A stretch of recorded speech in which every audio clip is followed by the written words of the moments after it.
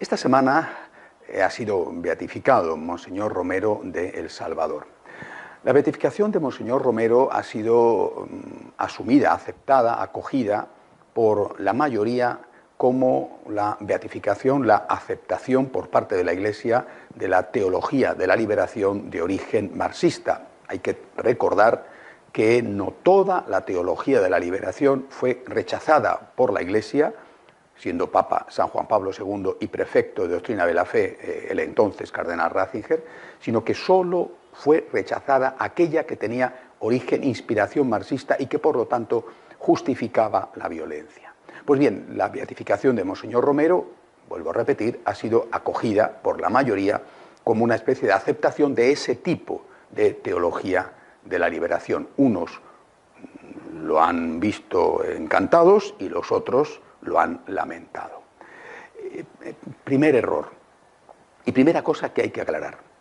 Cuando la Iglesia beatifica a alguien o canoniza a alguien, significa que aprueba y acepta y considera ejemplar y modélico todo lo que esa persona, todo lo que ha dicho, enseñado y hecho esa persona en su vida.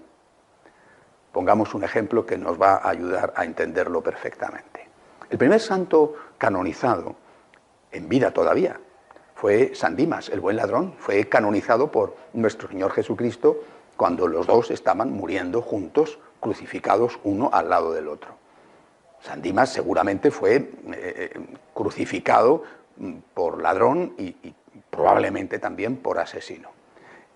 La canonización que hace Jesús de San Dimas, que le dice, estando vivos, obviamente ambos, te aseguro, esta noche estarás conmigo en el paraíso, esa canonización significa que nuestro Señor justificaba y daba por bueno las cosas que habían llevado a San Dimas a la cruz. Si había sido un ladrón o si había sido un asesino, significaba que Jesucristo aceptaba y decía, ¿es bueno robar y matar? A nadie se le ocurre eso, me parece una solemne tontería que a nadie se le pasa por la cabeza. Por lo tanto, la beatificación de alguien no implica que la Iglesia acepte y dé por bueno todo lo que esa persona ha enseñado, ha dicho y ha hecho.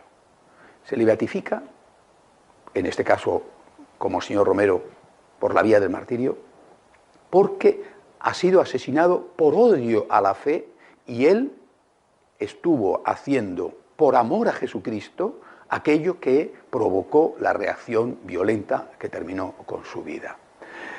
Es muy difícil para nosotros, que vivimos normalmente la mayoría de nosotros, en países donde no hay situaciones tan trágicas como las que había y sigue habiendo en El Salvador y en muchos países de América, es muy difícil juzgar desde una situación muchísimo más confortable, muchísimo menos tensa, radical, trágica, cómo tienen que comportarse en esos países los pastores. Tienen que permanecer esos pastores indiferentes ante unas injusticias que ven que está sufriendo su pueblo y que tienen realmente una perspectiva, un horizonte de muy difícil solución, o tienen que hablar. Y si tienen que hablar, ¿es posible que acierten siempre? ¿Es posible que sean bien interpretados siempre? Por ejemplo, en otros países distintos y con situaciones menos terribles, menos crispadas, como la que había en El Salvador en esa época. Cuando un obispo dice que el aborto no puede ser aceptado y pide a sus feligreses que rechacen el aborto con el voto y que no voten, por lo tanto, a partidos abortistas, inmediatamente le van a acusar, lo estamos viendo, a ese obispo de meterse en política.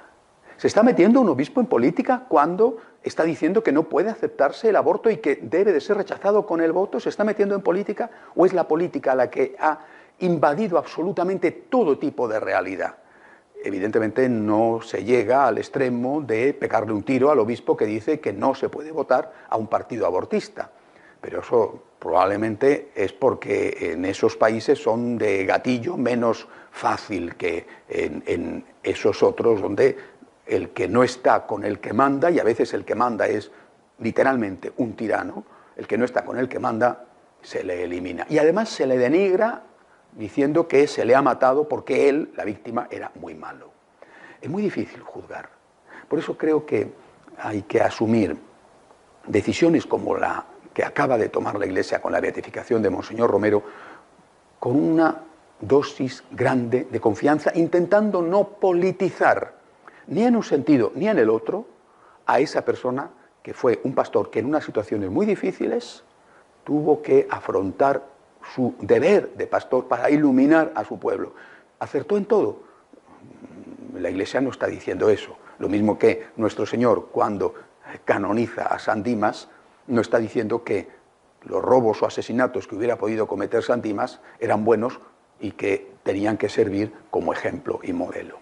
Pero es que esta semana, justamente, que esas son las cosas que tiene la divina providencia, ha ocurrido otra cosa. Se ha sabido una filtración, aún no está confirmada la noticia, de que muy probablemente la ya beata Teresa de Calcuta será canonizada dentro del año de la misericordia, probablemente en el mes de septiembre, no en este, sino en el siguiente. Se ha sabido y, por lo tanto, eso implica que el Papa ha decidido, o habría decidido, o decidirá hacerlo sin la necesidad del milagro preceptivo para que se produzca esa canonización. Con la Madre Teresa ha pasado exactamente igual, pero al revés, que con Monseñor Romero. También su figura ha sido politizada. Yo personalmente he escuchado decir que la Madre Teresa era una colaboracionista con el sistema capitalista más radical, más salvaje y más inhumano. Eso lo he escuchado yo.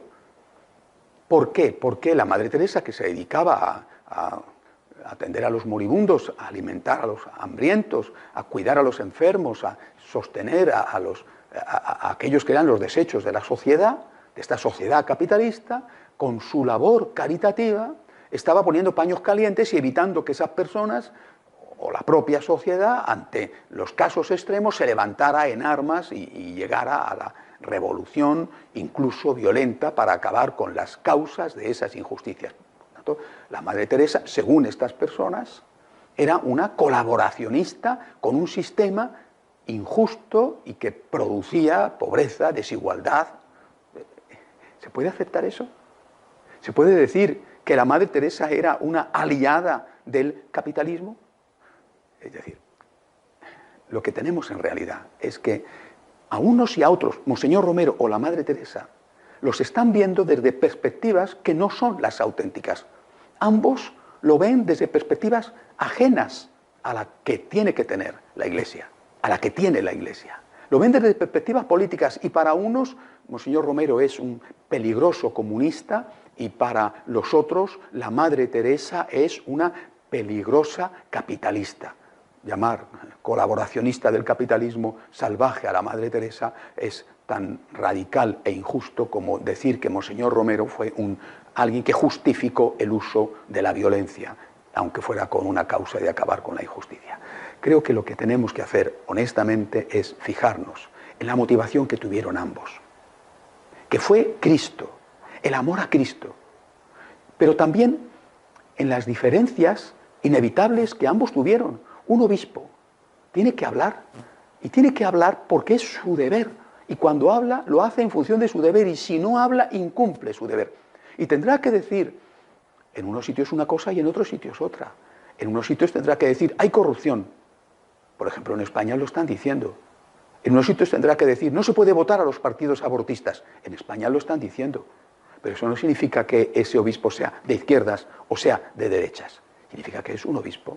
Y una monja no tiene el papel que tiene el obispo, que es un pastor que tiene que iluminar. Una monja tiene el papel de curar las heridas y las llagas de esos que, con culpa de ellos o sin culpa de ellos, están sufriendo.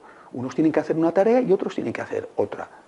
Ambos lo hacen por Cristo, esto es lo importante. En el nombre de Cristo, esto es lo importante.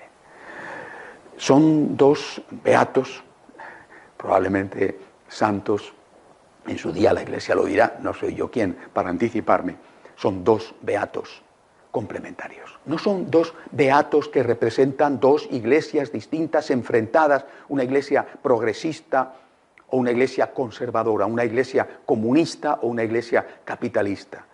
Son dos beatos que la Iglesia ha reconocido como discípulos de Jesucristo y que entre ellos son complementarios. Dos beatos de la misma Iglesia, de la única Iglesia que sigue mostrando al mundo que es capaz de dar ejemplos de santidad, bien por la vía del martirio o bien por la vía de la confesión, mártires y confesores, es decir, personas que aman a Cristo y que lo llevan adelante ese amor a Cristo en su vida, a veces pagando la vida por ello.